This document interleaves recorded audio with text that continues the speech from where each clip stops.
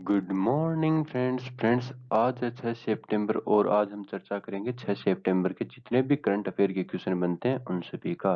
तो चलिए दोस्तों शुरू करते हैं। दोस्तों वीडियो शुरू करने से पहले मैं आपको बता दूं, अगर आप इस वीडियो का पीडीएफ डाउनलोड करना चाहते हैं तो आपको पीडीएफ का लिंक डिस्क्रिप्शन में मिलेगा, जहां से आप इस वीडियो का पीडीएफ डाउनलोड कर सकते हैं।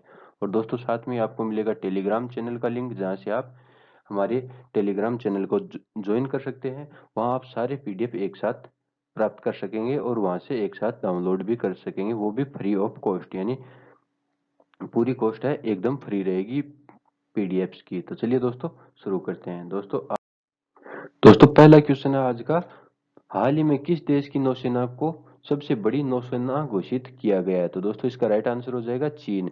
चीन को विश्व की सबसे बड़ी नौसेना घोषित किया गया है। तो दोस्तों यहाँ पे जिक्र हुआ चीन का, तो सबसे पहले हम मैप में चीन को देखते हैं कहाँ स्थित है। दोस्तों ये रहा आपके सामने चीन, और दोस्तों चीन की राजधानी है बीजिंग। बीजिंग है दोस्तों चीन की राजधानी। चीन की राजधानी कौन सी है दोस्तों?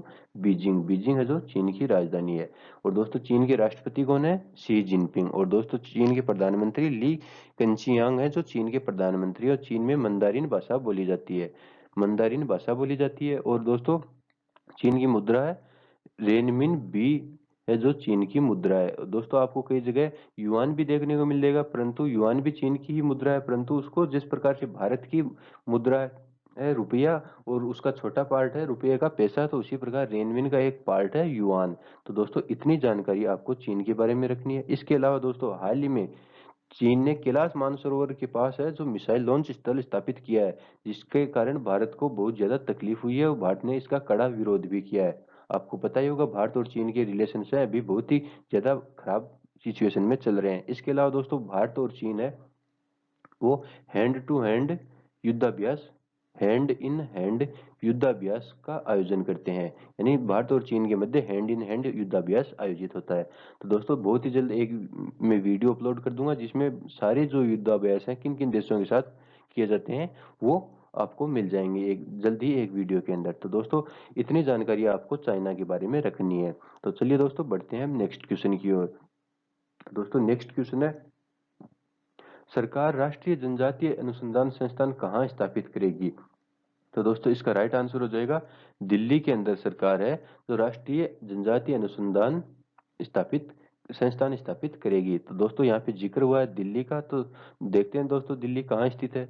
दोस्तों दिल्ली मैप के अंदर आपको रेड सर्कल के अंदर दिखाई दे रही है। दोस्तों यहाँ पे दिल्ली स्थित है। अब दोस्तों बात करते हैं दिल्ली के मुख्यमंत्री कौन है। तो दोस्तों दिल्ली के मुख्यमंत्री है AK-47, यानी कि अरविंद केजरीवाल।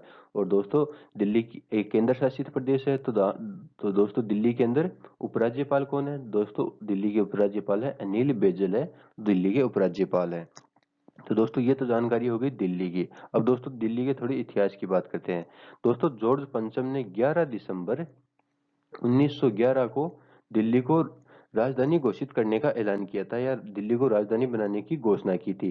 परंतु दोस्तों ये प्रोसेस या दिल्ली को राजधानी बनाने का जो सफर है वो 13 फरवरी से स्टार्ट हुआ। 13 फरवरी 1931 से स्टार्ट हुआ, यानी घोषणा कब हुई थी? 1911 के अंदर। और दोस्तों इसका सफर कब स्टार्ट हुआ? 1931 में दिल्ली को राजधानी बनाने का सफर शुरू होता है।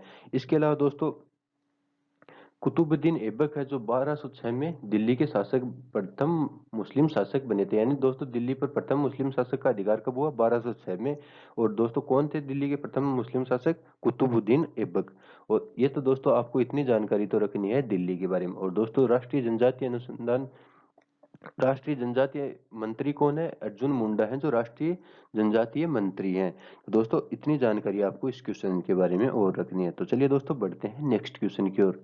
दोस्तों नेक्स्ट क्वेश्चन, चलिए दोस्तों ये रहा आपका नेक्स्ट क्वेश्चन, रेड 2020 निम्नलिखित में से किस राज्य में शुरू किया जाएगा? तो दोस्तों इसका राइट आंसर हो जाएगा केरल के अंदर रेड 2020 शुरू किया जाएगा। दोस्तों रेड 2020 क्या है? तो सबसे पहले तो देखते हैं रेड की फुल फॉर्म क्या है। तो दोस्तों रेड की फुल फॉर्म है रिस्पॉन्सिबल एडोलेसेंस, है जो रेड की फुल फॉर्म है। अब दोस्तों ये एक कार्यक्रम है एक प्रकार का, और ये किस प्रकार का कार्यक्रम है वो देखते हैं। दोस्तों जो रेड है वो युवाओं के अंदर आत्म जागरूकता एवं सामाजिक जागरूकता विकसित करने के लिए डेवलप किया गया एक कार्यक्रम है। इसके अंदर युवाओं को आत्म जागरूकता और सामाजिक जागरूकता के प्रति उनकी सोच विकसित की जाएगी। अब दोस्तों यहाँ पे जिक्र हुआ है केरल का, तो दोस्तों हम चलते हैं केरल के अंदर। केरल है, ये है दोस्तों आपके सामने दक्षिण भारत में स्थित केरल। तो दोस्तों सबसे पहले तो बात करते हैं केरल के मुख्यमंत्री कौन है, पिनाराई विजयन। और दोस्तों केरल के राज्यपाल कौन है, पी सतशिवम है, जो केरल के राज्यपाल हैं। और दोस्तों केरल की राजधानी कहाँ है, राजधानी है तिरुवनंतपुरम। इसके अलावा दोस्तों केरल को स्पाइस गार्डन के नाम से भी जाना जाता है। स्पाइस गार्डन के नाम से दोस्तों किसे जाना जाता है, केरल को भारत में स्पाइस गार्डन के नाम से भी जाना जाता है। और दोस्तों अब बात करें केरल की, तो दोस्तों केरल को करंट से जोड़ते हैं। तो दोस्तों करंट में एक हाल ही में एक रिपोर्ट जारी हुई है, state of young child in India. तो दोस्तों इस रिपोर्ट में केरल है जो शीर्ष स्थान पर रहा है। पहले स्थान पे केरल है और दूसरे स्थान पे जो है गोवा है, जो इस रिपोर्ट में शीर्ष स्थान पे रहा है। तो दोस्तों रिपोर्ट कौन सी है, state of young child in India. यानी दोस्तों ये किस प्रकार की रिपोर्ट है दोस्तों, ये छोटे बच्चों के विकास के ऊपर ध्यान, या विकास किस प्रकार से होता है उसके बारे में बताने वाली रिपोर्ट है। तो दोस्तों इतनी जानकारी आपको इस क्वेश्चन के बारे में और रखनी है।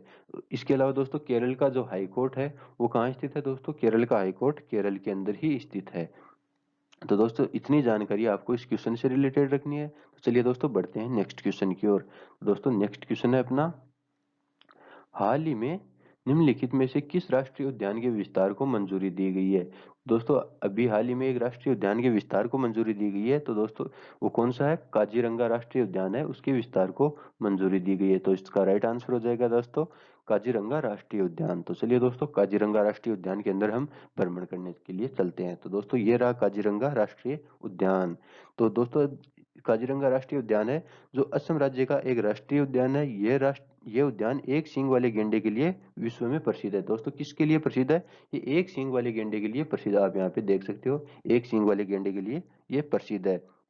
इसके अलावा दोस्तों जो काजीरंगा राष्ट्रीय उद्यान है ये मानस बाघ परियोजना के लिए भी विश्व में प्रसिद्ध है। और दोस्तों काजीरंगा राष्ट्रीय उद्यान की स्थापना कब होती है, 1908 के अंदर काजीरंगा राष्ट्रीय उद्यान की स्थापना होती है। तो दोस्तों इतनी जानकारी आपको काजीरंगा राष्ट्रीय उद्यान के बारे में रखनी है। तो चलिए दोस्तों बढ़ते हैं नेक्स्ट क्वेश्चन की ओर।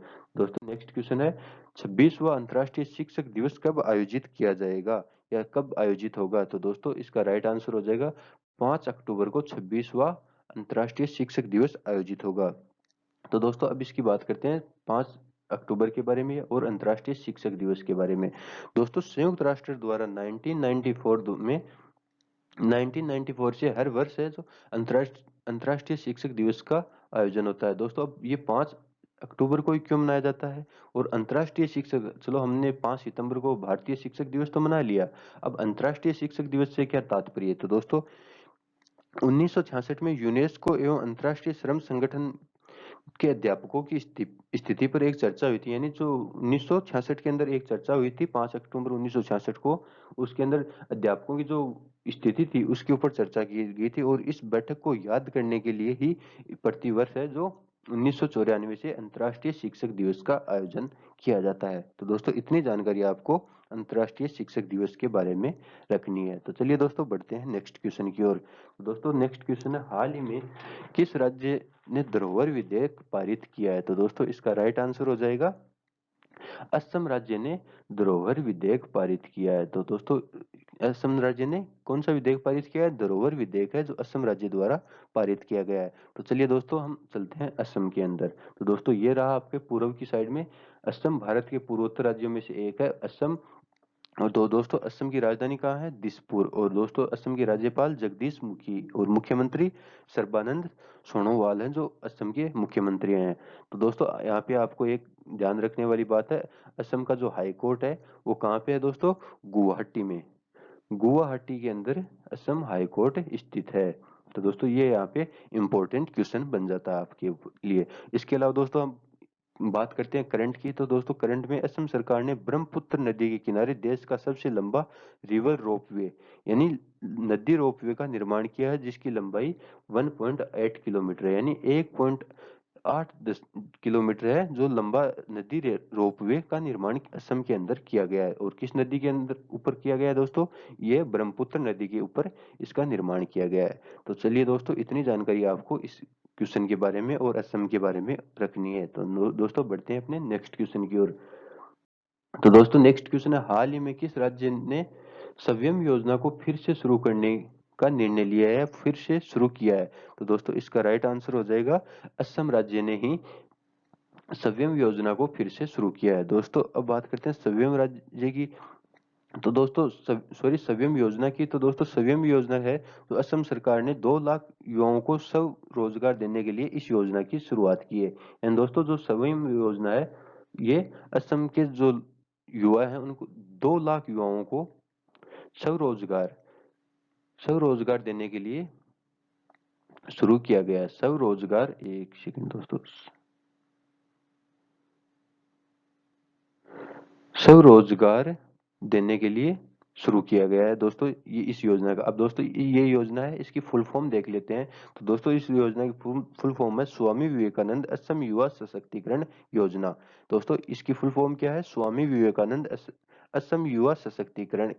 दोस्तों इस योजना के अंतर्गत जो असम के जो युवा लोग हैं जो व्यवसाय शुरू करना चाहते हैं उनको 50,000 रुपए का नगद पुरस्कार, नगद प्रदान किया जाएगा। पुरस्कार नहीं दोस्तों, नगद प्रदान किया जाएगा। तो दोस्तों इतनी जानकारी आपको इस क्वेश्चन के बारे में और रखनी है। जो इसके अलावा हम लास्ट क्वेश्चन में असम के बारे में चर्चा कर चुके हैं। तो चलिए दोस्तों बढ़ते हैं नेक्स्ट क्वेश्चन की ओर।